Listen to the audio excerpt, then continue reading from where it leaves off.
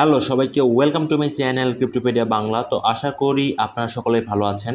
তো এমটিএফই নিয়ে কিন্তু অনেকে অনেক ধরনের মন্তব্য করতেছেন। দেখেন এমটিএফই অলরেডি কিন্তু তাদের উইথড্রটা স্টপ করে দিয়েছে এবং এটাই কিন্তু বাইন্যান্সের ভিডিও চলে এসেছে। তো আপনারা জানেন হয়তো বা বাইন্যান্স সম্পর্কে। বাইন্যান্স কিন্তু আপনার ওয়ার্ল্ডের 1 নম্বর ক্রিপ্টোকারেন্সি এক্সচেঞ্জার। সো এই ফিডে যখন চলে এসেছে তখন এখানে কি বলেছে একবার দেখেন। এফটিএফি এক্সচেঞ্জ থেকে কিন্তু বলছে যে এটা হচ্ছে একটা যে ফরেক্স ব্রোকার এবং এটার যে লাইসেন্সটা ছিল, মানে তারা যে বলছে তারা লাইসেন্স প্রাপ্ত, এটা একদম টোটালি রং এবং এইরকম কোনো তাদের লাইসেন্স নাই।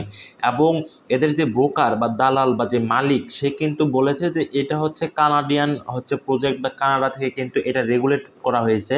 বাট যেটা সত্য সেটা হচ্ছে যে এটা কানাডায় এরকম কোনো কিছু নাই এবং ফিনটার দ্বারা যেটা হচ্ছে আপনার রেগুলেট করে এরকম ফিনটাক কানাডার রেগুলেটরের কোনো দায়িত্ব পায় নাই।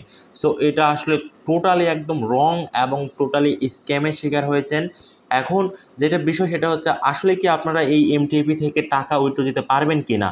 আসলে সত্যি কথা বলতে কি এমটিএপি সম্পর্কে কিন্তু আমিও একটা ভিডিও বানাইছিলাম, চলেন সেই ভিডিওটি দেখে আসা যাক।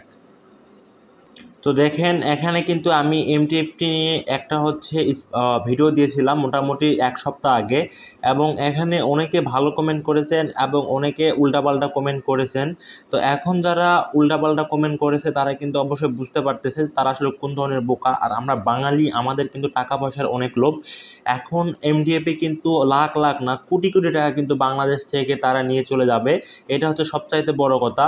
এবং এই এমটিএপিতে যারা ইনভেস্ট করেছেন এবং যারা এখান থেকে উইথড্র দিতে পারতেছেন না তাদেরকে আসলে শোক দিবস ছাড়া কিছুই না। আপনারা এই শোকের মাসে শোকই পালন করতে হবে। আপনারা আসলে এখান থেকে কোনোভাবে টাকা উইথড্র দিতে পারবেন না।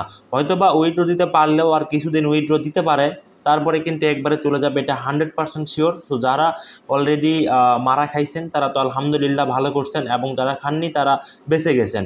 সো এটা হচ্ছে বিষয়। নেক্সট টাইম এরকম সাইটে বা যারা হচ্ছে টাকা দেওয়ার পরে ইনভেস্ট করার পরে একটা প্যাসিভ ইনকাম আপনাকে দিবে এরকম সাইটে কখনোই আপনারা ইনভেস্ট করবেন না।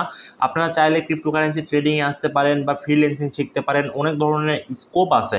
বাট যেখানে আপনি টাকা ইনভেস্ট করে বসে থেকে টাকা পাবেন এরকম কোম্পানি বা এরকম ওয়েবসাইট বা এরকম প্ল্যাটফর্মে আপনারা কখনো ইনভেস্ট করবেন না।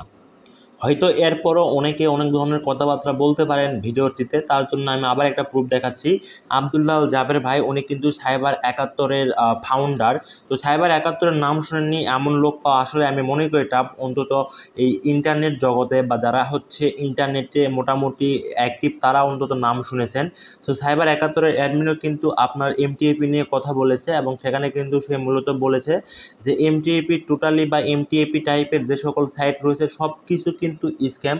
সো এগুলো থেকে সাবধান থাকবেন। সো আশা করি এখন অন্তত আপনারা ক্লিয়ার হয়েছেন যে এরকম সাইটে কখনোই আপনাদেরকে ইনভেস্ট করা যাবে না। আপনাদেরকে এরকম সাইট থেকে অবশ্যই দূরে থাকতে হবে, তাহলে কিন্তু আপনারা লস থেকে বাঁচবেন। অন্তত সামান্য টাকার লোভে আপনার সম্পূর্ণ ফান্ড কখনো ইনভেস্ট করবেন না।